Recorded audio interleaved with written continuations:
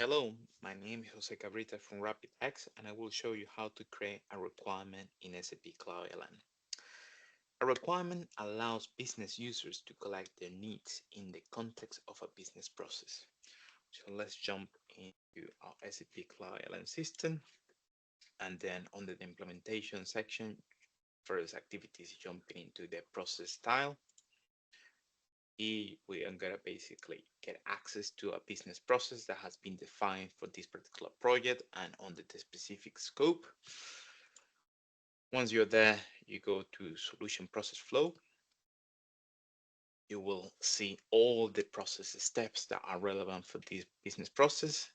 You zoom in, and when you see a particular process step and you want to create a requirement, click on the section create requirement.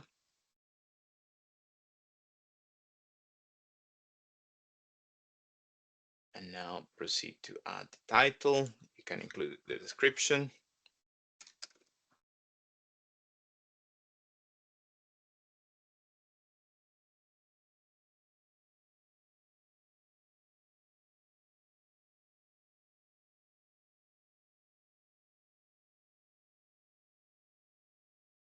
You can go to additional information. You can also include the approval.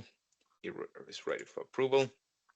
This is part of the fit to standard workshop where basically the business is collecting or capturing all the requirements. Then you can have the conversation with the consultants so they can understand what is needed by the organization. And in case that that's basically accepted by the consultant, the requirements can be approved.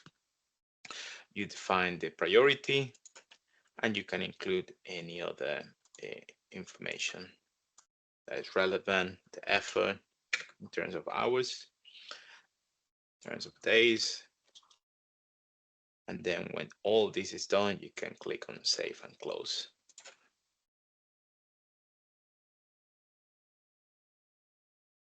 And now you can see that the requirement has been created.